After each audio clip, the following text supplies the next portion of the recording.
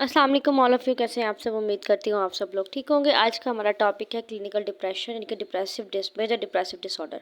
Clinical depression जो है known as करता है मेजर डिप्रेसिव डिसऑर्डर पे, और इसमें जो है वो मेंटल हेल्थ, एक ऐसी मेंटल हेल्थ कंडीशन है जिसमें परसिस्टेंट लो मूड और डिप्रेस्ड मूड होता है, जिसमें इंसान का लॉस ऑफ इंटरेस्ट होता है अपनी प्लेयर एक्टिविटीज़ में जो उन्हें जॉयफुल फील कराती है। क्लिनिकल डिप्रेशन में आपकी नींद जो है वो काफ़ी ज़्यादा डिस्टर्ब हो जाती है, आपकी नींद को काफ़ी इफेक्ट करता है, आपके खाने पीने को भी बहुत ज़्यादा अफेक्ट करता है, आपकी एपिटाइट जो है वो क्लैरिफाई नहीं रहती और इसके सिम्टम और डायग्नोसिस 2 वीक्स के होते हैं।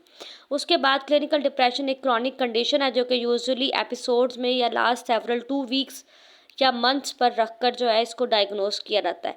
इसमें जो है लाइफ टाइम एपिसोड्स भी आ सकते हैं, जिसे परसिस्टेंट डिप्रेसिव डिसऑर्डर कहते हैं, जो कि मॉडरेट हो सकता है एटलीस्ट फॉर 2 ईयर्स। उसके बाद इसके सेवरल सब टाइप्स हैं मेजर डिप्रेसिव डिसऑर्डर के: seasonal affective disorder, prenatal depression और पोस्टपार्टम डिप्रेशन, एटिपिकल डिप्रेशन, और इसके साथ साथ मज़ीद इसकी और भी काफ़ी सारी टाइप्स हैं जो कि डिप्रेशन के साथ अटैच करती हैं और इसको जो है वो एक्सप्लेन करती हैं कि डिप्रेशन के किस तरह से, डिप्रेशन में सीजनल अफेक्टिव डिसऑर्डर में क्या चीज़ें आती हैं, प्रीनेटल में क्या आती हैं, एटिपिकल में क्या आती हैं। उसके साथ साथ इसकी जो अदर सब टाइप्स हैं यानी कि अदर डिसऑर्डर्स के साथ भी ये रिलेट करती है, जैसे substance use disorder, panic disorder, social anxiety disorder, obsessive compulsive disorder. ये डिसऑर्डर्स होने के साथ भी डिप्रेशन हो सकता है, या डिप्रेशन होने की वजह से ये डिसऑर्डर्स भी जो है वो रिलेट कर सकते हैं किसी पर्सन के अंदर। जब भी किसी पर्सन के अंदर आप डिप्रेशन डायग्नोस करें तो इन इन से जो है डिसऑर्डर्स के सिम्टम्स भी चेक करें।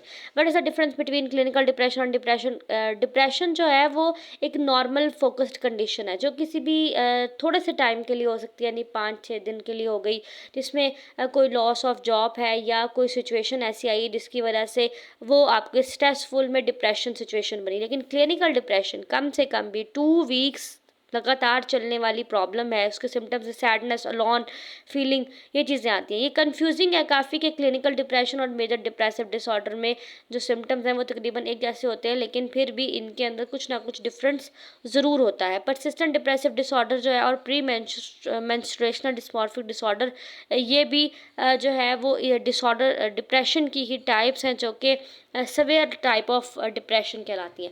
उसके बाद who does effect clinical depression. Clinical depression जो है वो चिल्ड्रन टू अडल्ट में जो है इफेक्ट क्रिएट करता है। इसमें 20 ईयर्स के बाद ज़्यादातर इसको चेक किया जाता है या किसी पर्सन की एज में डिवेल्प होता है। जो क्लिनिकल डिप्रेशन जो है मोर लाइकली इफेक्ट करता है वुमेन भी में भी असाइंड होता है, फीमेल्स एट बर्थ में भी असाइन होता है, मेंस में भी असाइन होता है। ये रिलेशनशिप इंटरपर्सनल प्रॉब्लम्स की वजह से होता है।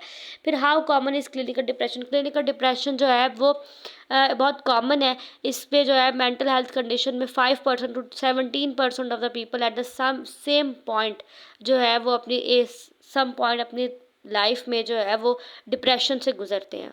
तमाम तर पॉपुलेशन में कोई ना कोई 5 से 17% पीपल इस तरह के होते हैं जो अपनी ज़िंदगी के किसी ना किसी जगह पर, किसी ना किसी सिचुएशन पर, किसी ना किसी टाइम पर इस कंडीशन से गुजरते हैं। उसके बाद आ जाता है सिम्टम्स एंड कॉजेज। सबसे पहले फीलिंग वेरी सैड और होपलेस फील करना एडोलेसेंस में, और इरिटेबल मूड होना, लॉस ऑफ इंटरेस्ट होना, वो चीज़ें उन चीज़ों में जो उन्हें पहले प्लेयरेबल फील करवाती थी लेकिन अब उनका कोई इंटरेस्ट नहीं है। उसके बाद फिर इंक्रीज और डिक्रीज ऑफ एपिटाइट, यानी कि बहुत ज़्यादा खाना स्टार्ट कर देना जिससे वेट गेन होता है, या बहुत कम खाना कर देना जिससे वेट लॉस होता है।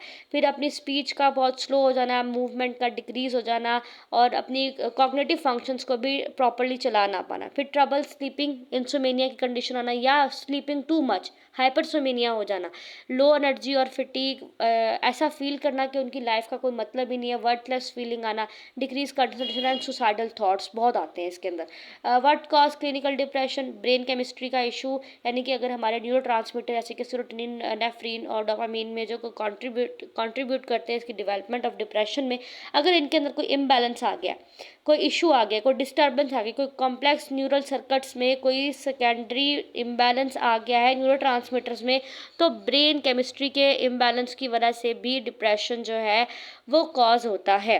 इसमें काफ़ी सारी चीज़ें आती हैं। उसके बाद जेनेटिक्स में अगर किसी फर्स्ट डिग्री रिलेटिव्स में, बायोलॉजिकल पेरेंट्स में, सिबलिंग्स में या ग्रैंडफादर ग्रैंडमदर में भी अगर इस तरह की कोई कंडीशन डेवलप हुई है और फैमिली हिस्ट्री में वो शो हो रही है, तो डिप्रेशन हो सकता है। उसके बाद चाइल्डहुड डेवलपमेंट यानी कि बचपन में कोई एडवर्स एक्सपीरियंस रहा हो, कोई अब्यूसिव ट्रॉमा जो एसोसिएट करता हो इसकी डेवलपमेंट पर, तो वो क्लिनिकल डिप्रेशन जो है लेटर इन लाइफ कॉज हो सकता है। फिर स्ट्रेसफुल लाइफ इवेंट्स जैसे कि एक्सपीरियंस हुआ हो जिसमें कोई death of loved one, trauma, divorce clinical depression को कॉज करने में ये सस्पेक्टेबल साबित होते हैं, क्योंकि इस चीज़ों की वजह से बच्चे बचपन में तो कुछ टाइम के लिए इस चीज़ से निकल आते हैं, लेकिन बड़े होते होते वो बहुत ज़्यादा बढ़ जाती है। फिर डायग्नोसिस आती है, health care providers, health care professionals, psychologist, psychiatrist इसके सिम्टम्स को देखते हैं। फिर इसकी सब टाइप्स को चेक करते हैं, सीजनल अफेक्टिव डिसऑर्डर तो नहीं है, एटिपिकल डिप्रेशन तो नहीं है। फिर इसके कॉन्टेक्स्ट और इसके सिम्टम्स को देखते हुए इसको डायग्नोज किया जाता है। इसको डायग्नोज करने के लिए इसके सिम्टम्स के साथ साथ इसका टाइम ड्यूरेशन भी देखा जाता है और इसका लॉस ऑफ इंटरेस्ट तो नहीं है। ये तमाम तर चीज़ों देखने के बाद इसको डायग्नोज किया जाता है और टेस्ट भी किए जाते हैं। Management and treatment of clinical depression disorder जो है साइकोथेरेपी के जरिए, टॉक थेरेपी के जरिए भी किया जाता है और इसमें दोनों तरह के कॉम्बिनेशंस का इस्तेमाल किया जाता है, जिसमें जो है वो टॉक थेरेपी भी आती है और मेडिकेशन भी आती है। दोनों को इस्तेमाल करते हुए ही किसी पर्सन को ट्रीट किया जाता है और ये काफ़ी ज़्यादा इफेक्टिव ट्रीटमेंट रहता है किसी भी पर्सन के लिए। साइकोथेरेपी में जो है वो इन्वॉल्व किया जाता है, जिसमें पर्सन जो है साइकोलॉजिस्ट, साइकाट्रिस्ट जो है या थेरेपिस्ट जो है वो आइडेंटिफाई करता है पर्सन के चेंज ऑफ अनहेल्दी इमोशंस को, उसके थॉट और उसके बिहेवियर को। फिर उसको साइकोथेरेपी के ज़रिए, कॉग्निटिव बिहेवियरल थेरेपी और इंटरपर्सनल थेरेपी के ज़रिए उसको ट्रीटमेंट दी जाती है और उसके नेगेटिव थॉट्स को पॉजिटिव में कन्वर्ट करने के लिए हेल्प की जाती है। उसके बाद परसेप्शंस आ जाती हैं। इसकी परसेप्शन क्या है, प्रिस्क्रिप्शन यानी कि उसको मेडिकेशन दी जाती है। उसका ब्रेन केमिस्ट्री को सॉल्व आउट करने के लिए एंटी डिप्रेसेंट्स का इस्तेमाल करवाया जाता है, ताकि मेडिकेशन से फिगर आउट हो सके कि वो कितनी जल्दी बेस्ट रिकवरी के ऊपर आते हैं। तो एंटी डिप्रेसेंट्स का साइड इफेक्ट इम्प्रूव करने के लिए टॉक थेरेपी को ज़्यादा बढ़ाया जाता है। सीवियर क्लिनिकल डिप्रेशन है अगर किसी के अंदर, तो वो रिस्पॉन्ड नहीं कर रहे ट्रीटमेंट को, तो फिर उनके साथ इलेक्ट्रो कंसल्टिव जो है थेरेपी का इस्तेमाल किया जाता है, जो कि काफ़ी इफेक्टिव रहती है। ये करंट थेरेपी है जो कि काफ़ी सेफ होती है, लेकिन जनरल एनेस्थीसिया के जरिए दी जाती है, जो कि काफ़ी कुछ ज़्यादा इफेक्ट नहीं करती। साथ जो है वो ट्रांससेक्शनल मैग्नेटिक स्टिमुलेशन और वैगुअस नर्व स्टिमुलेशन या केटमाइन एंड एस्किप्टामाइन ये भी यूज़ की जाती है। How long does depression treatment take to start working. देखिए डिप्रेशन का ट्रीटमेंट जो है फर्स्ट वीक में सिम्टम्स को देखा जाता है, फिर इसकी एंटी डिप्रेसेंट स्टार्ट की जाती हैं, फिर इसका बेनिफिट चेक किया जाता है। फिर अगर 2 to 3 मंथ्स तक भी इनका कोई रिजल्ट नहीं आ रहा, तो उसके बाद अगर एंटी डिप्रेसेंट वर्क नहीं करे, तो फिर टॉक थेरेपी के साथ साथ दूसरी टेक्निक्स का यूज़ किया जाता है। इसकी प्रिवेंशन ये है कि क्वालिटी ऑफ स्लीप ली जाए, अपनी हेल्थी रूटीन रखी जाए, अपने स्ट्रेस को मैनेज करने के लिए कोपिंग मैकेनिज्म का इस्तेमाल किया जाए, जिसमें योगा, सेल्फ केयर एक्टिविटीज़, जो है मेडिटेशन और एक्सरसाइज और डीप ब्रीथिंग एक्सरसाइजेज ये चीज़ें की जाएँ। अपनी तमाम तर मेडिकल हेल्थ कंडीशंस को मैनेज किया जाए और अवॉइड किया जाए miss use of alcohol, smoking and other type of drugs को यूज़ करने के लिए जो है वो अवॉइड किया जाए। That's all, thank you so much.